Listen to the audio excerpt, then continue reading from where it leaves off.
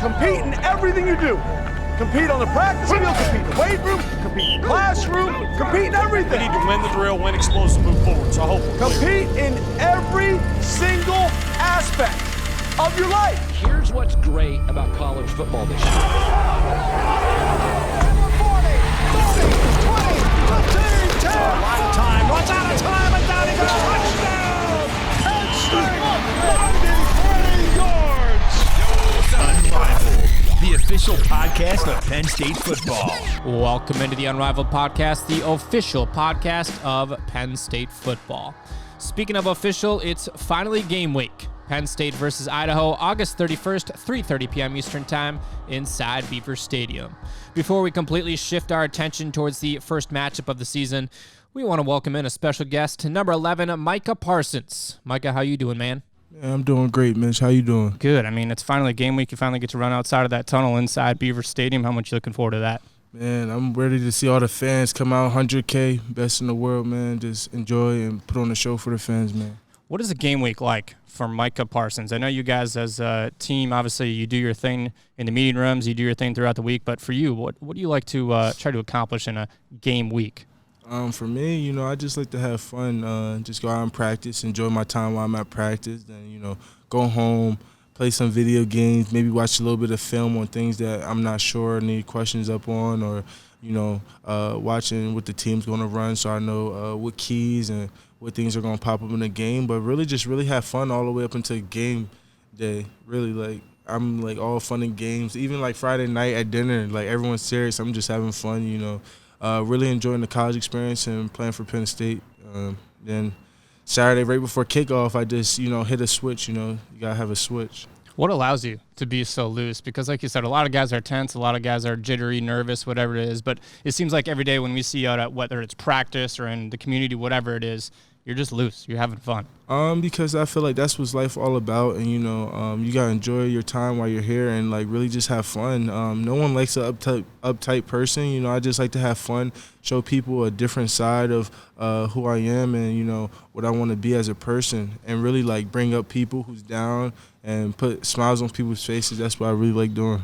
All right, let's jump back to your childhood and take me back to, obviously everybody knows that you are from Pennsylvania, but take me back to Pee Wee football. I read somewhere that you were dubbed Water Boy back in the Pee Wee League. Yeah. Take me there. If you think about all your best football players in minor leagues, they all played linebacker and running back or somewhere in that position where they could really just do whatever they want. You didn't really have no responsibilities.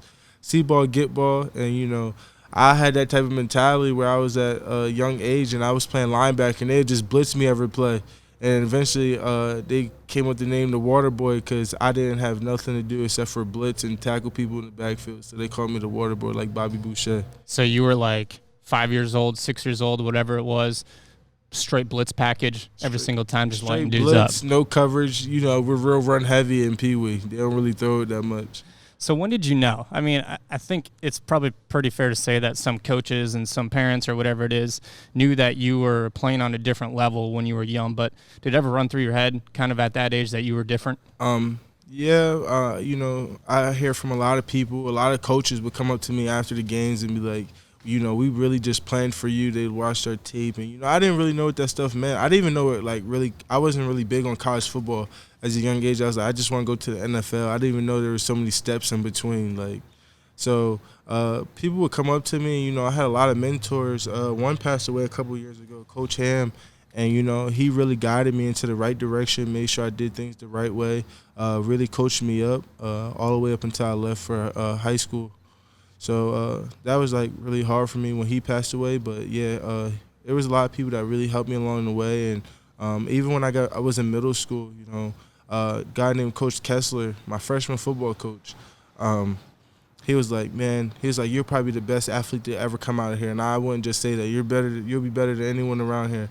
And I didn't really, I believed it, but I didn't really think I would be, at that level because I didn't really know what that level was until people kept telling me. So what point did you finally figure out that college football was going to be a thing or that level was going to be attainable? Probably after I first got my first scholarship offer from Penn State. I didn't really know how the recruiting process went. I knew about colleges and things like that, But when it came down and I came for the first wideout ever, it's actually crazy because it was Mike Hall's last year when he had 18 tackles and at the wideout, and that was my first visit ever. And then I was like, wow, man, like I could see myself playing here one day. And then, you know, I ended up getting a scholarship later that season, and then I started getting more offers, taking more visits. I was like, wow, like this is surreal. So you're like, I mean, sold this place, the whiteout, the jitters, the chills, whatever it was. Yeah. Obviously, you went through a process, but that moment. Yeah. All right. So also growing up, you were somebody that was, I'm going to say, a multi-sport athlete. Yeah. You were somebody that didn't get to like locked into one specific sport. What else did you play? I played almost every sport except for lacrosse and soccer. So you would think about I played basketball, I wrestled, I did track and field, I did baseball, I did volleyball. Why football then? You know, football. I just felt like football was my way out of Harrisburg. You know, very tough upbringing, and that was one of the main reasons why I quit wrestling. I wish I never quit, but I couldn't keep dropping weight and things like that. I had to deal with it my whole life, even because I was always so bigger than everyone else. So my second year I was playing that same sport because you usually do like Pee-wee 2 years, Pony 2 years. I kept having to lose weight for everything. So it was just really bothering me. So I just let it go and really just focused in on football. And, you know, I just felt like football was a ticket out of Harrisburg. So you talk about your tough upbringing as a child.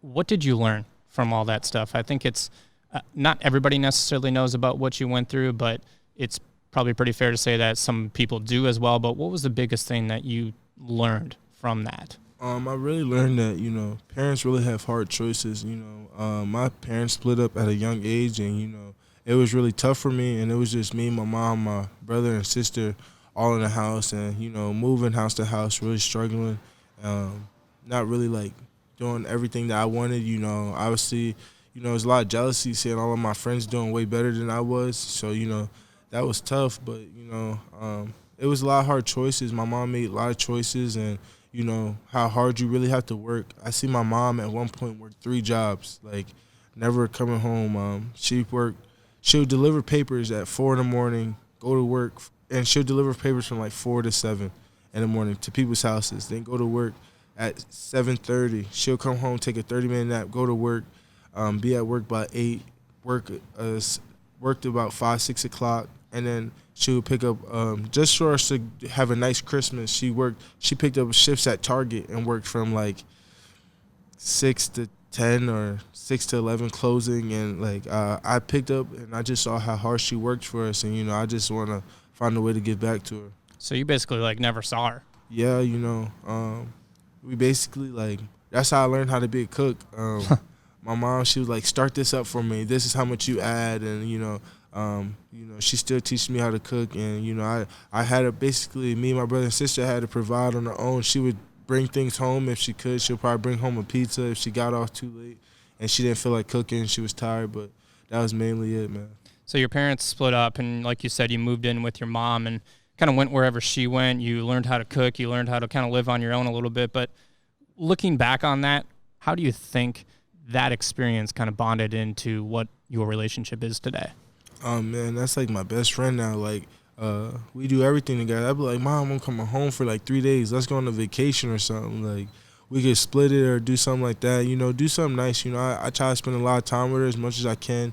You know, I try to help her out as much as I can now. And, you know, it just feels really nice doing things with my mom. You know, we went to New York. We went to Atlantic City together. And, you know, we wrestled and played around together. Sometimes I'll still nap with her, you know, just to feel that bond that we had when we was closer. So your dad also had a huge part in your life and continues to have a big part in your life. But Terrence, he kind of gave you the choice to play sports growing up, like we talked about earlier, and what you were playing and what you were doing. And he wasn't someone that necessarily was going to be the coach or the person that was on you all the time or anything like that. He sounded like he kind of gave you your space a little bit. But when you talk about that, what were those moments like when you were riding the car with him to the next practice from one sport to the other and those memories? So my dad was kind of like under the perspective. He was like, listen, we can't afford to pay for school, so you're going to have to find your own way, and you got to do something after school. So he made sure we were in sports, he started me off in wrestling. I switched over to basketball because I just felt like it would be easier, and, I was athletic and things like that. But he made sure we were in sports all the time, And my dad was a big part of my journey, too. When I was in my wrestling days and I was traveling to big tournaments, national tournaments, we would drive from Harrisburg to Tennessee, 7-8 hour drives, and I had a lot of people along my way that really helped me out and guided me too. People that helped me, saw my potential in wrestling and other sports, and really gave me rides and really helped me out along the way.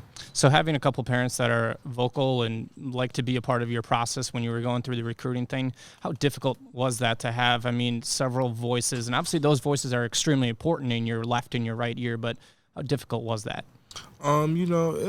It was difficult, but, it was also very beneficial. Hearing voices and, having different places to call home because, obviously having an unstable environment and, not really having much and getting all these other parents to help me out and bring me in. Like I remember one of my favorite families, Sean and Beth, they split up, but, but when they were together and they treated me like family, they showed me game nights. They showed me like things like that. Like they was like, hey, you want to spend the night with us for the week? Like they'll come pick me up from my house and I'll stay out there for a week. And they had these dogs and, they just welcomed me into their family like I was like one of theirs. And, they took me to tournaments and things like that. And it just gave me a different view on life and like the type of life that I wanted. But, it really meant a lot to me, and I still keep in touch with them even when I'm here and try to bring them up to games. Take me back to the high school days. Obviously, those were some difficult times growing up through the school system and you having to move around different places. But what was probably the biggest thing that you took away from that when you had those difficult times, when you were facing to move to a new school, a new town and all that stuff? It's tough to go through that stuff as a kid, I'm assuming. But what was the biggest thing you learned from that? Well, really, it took me back to, like, middle school, really, when I was never a great student until I hit high school and college. I was a class clown, I said I like to play around a lot, and, it kind of became like a target because, like, my brother and sister were too. Like, we're really all similar, and I had, like, a target on my back. Like, is he going to be different from his brother and sister? And things like that, because we weren't troubled kids, but we were kids that got into a lot of stupid things, and like we get real defensive and defend ourselves and things like that. And my grades weren't the best, and I was really struggling academically because I was getting in trouble and getting in school suspension, detention, and little silly things like that. And my mom and dad, this is when I was wrestling. Because, like, all of my wrestling friends were getting held back during cyber school and things like that. So my parents decided, like, listen, you're too immature, so we're going to hold you back. So it was really struggling, to see all my friends move on and, like, me had to stay behind. And I had to deal with all that drama and things like that. And it showed me, like, the true colors in people, like how they could just switch up on you and things like that. And then, going into the high school, and that kind of put a drive in me. A lot of people said I wouldn't make it to college, and then a lot of people said like I wouldn't even graduate high school, and then a lot of people said like even if he is good in sports, but will he make it past that? Like what else is he? And it created like this drive in me to prove everyone wrong. So that's why I try so hard now to do good in school, to do good here, because people's like, he's only good because he's bigger than everyone else. So then I'm like, okay, now I got to step my game up in college, show everyone I can play college ball too. So now I got all these people that weren't believers into believers, and now they want to claim me. So I'll be like, nah, man, like, I only stick to my family now because, like, even some of my family was turning away from us, because my mom and dad situation.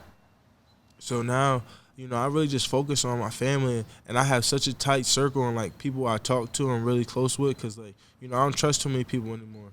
When did you realize that circle needed to shrink? Because I think it's probably fair to say when you're a Division I athlete, especially of your caliber, and when you're playing at a place like Penn State, you're in the spotlight constantly. And when you're going through the recruiting process, basically from what you were saying of growing up, but when did you know that circle needed to be tighter? That middle school effect, I realized that everyone's not your friend.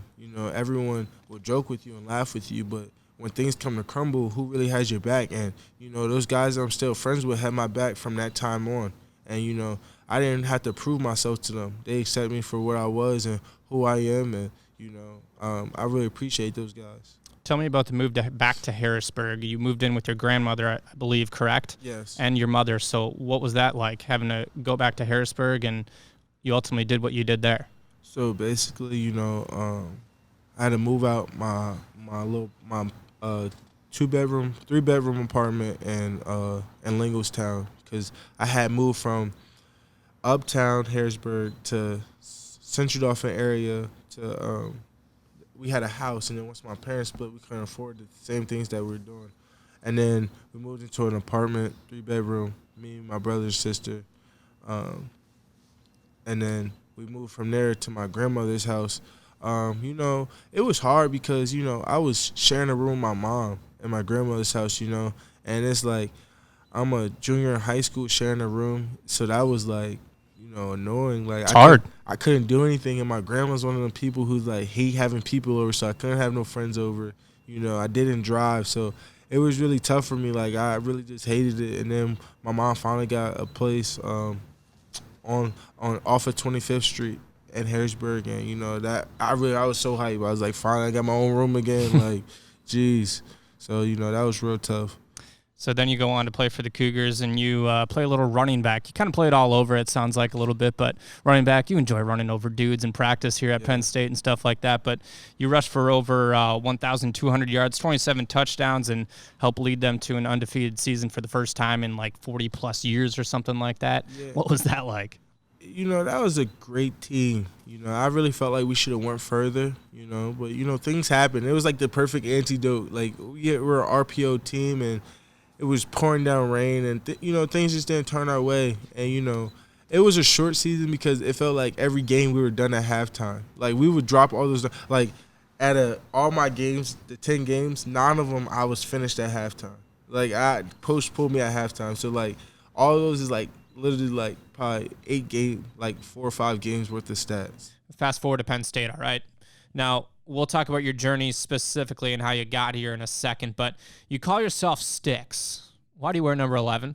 You know, it was kind of given to me. LeVar reached out and was like, hey, you should get 11. So, you know, I reached out to Coach Franklin, Coach Price, like, hey, man, since I can't get 23, can I get number 11? And he was like, he said, we'll see, you know, we got to see what all the other older guys want. And, you know, he gave me number 11 and believed in me, so I took it and ran with it. Now, you have LeVar Arrington texting you a little bit frequently and saying things about your game, giving you tips and stuff like that. What's that like?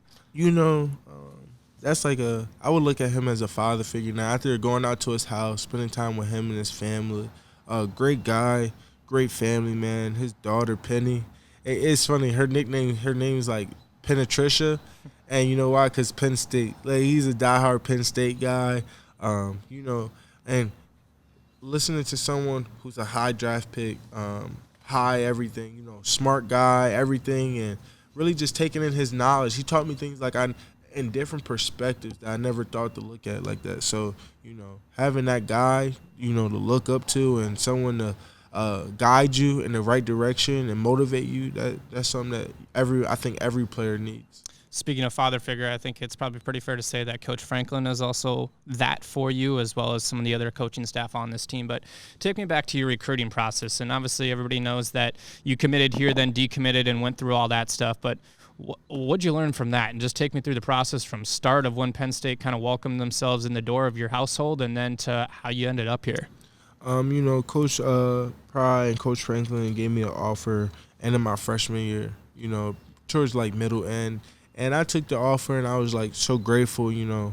And I'm right up there. I'm only an hour and a half away, so I'm always coming to Penn State. I'm up here like 15, 16 times during the recruiting process, maybe more, just enjoying the college life. And I started getting all these other offers, and, you know, I wanted to go see these schools. And, you know, at this time, before I committed, I didn't really have a lot of offers. Like, I was a 5-star guy, but no one was really, like, reaching out yet, like, you know. So once they started doing that, my junior year, I was like, my dad's like, hey, man, like, I understand you're committed, but let's take these visits. Like, I get it, but this is one lifetime experience. So I started taking these visits. And, I'm seeing these new things and new ideas that I didn't hear before. So my dad was like, and, Coach Franklin and the staff, they was like, hey, man, you committed? Anything to be worried about? I was like, no, I'm fully committed.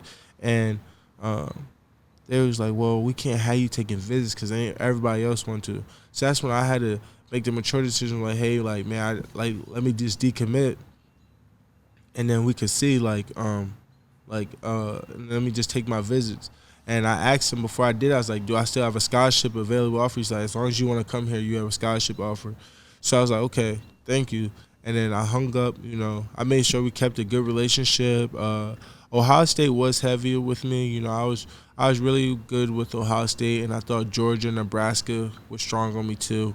So the recruiting process for my class was really crazy because that was the same time a bunch of coaches were bouncing around, and you didn't know where any coaches was going to end up. And I was like, wow, like, this is actually crazy.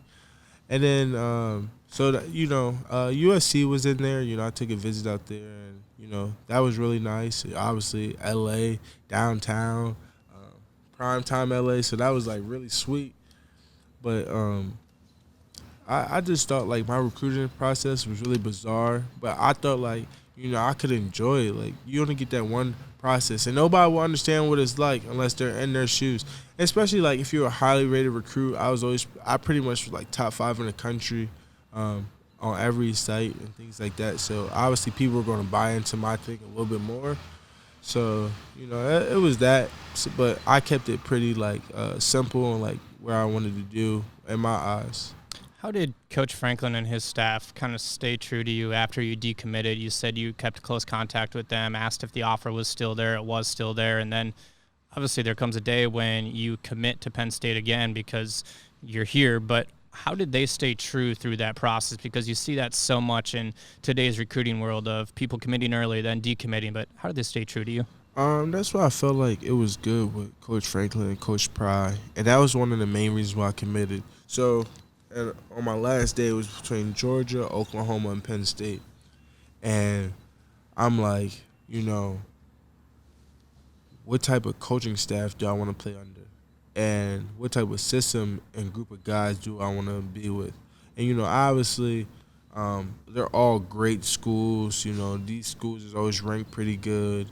And one of the main things my dad and my mom was preaching is, like, Coach Pry and Coach Franklin been there since the very beginning. First offer, first everything. First two coaches to believe in me. So I felt like that held weight. And, they stayed true to everything they said to me. And I just was grateful for that. And, like I said, my trust wasn't easy to gain. And, I trusted them. So that's why that was one of the main reasons why I came here. What's different about this place?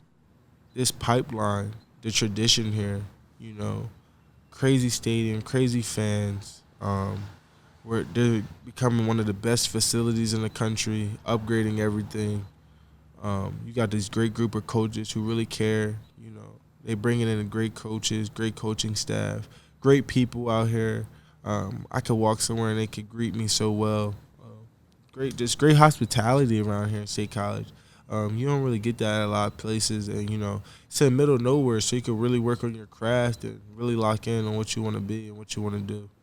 The journey continues for Micah Parsons as Penn State opens up the season this Saturday, August 31st at 3:30 p.m. Eastern Time inside Beaver Stadium. Micah, appreciate you joining us. Good luck this season, all right? Yeah, thank you, Mitch. We'll see you next time on the Unrivaled Podcast.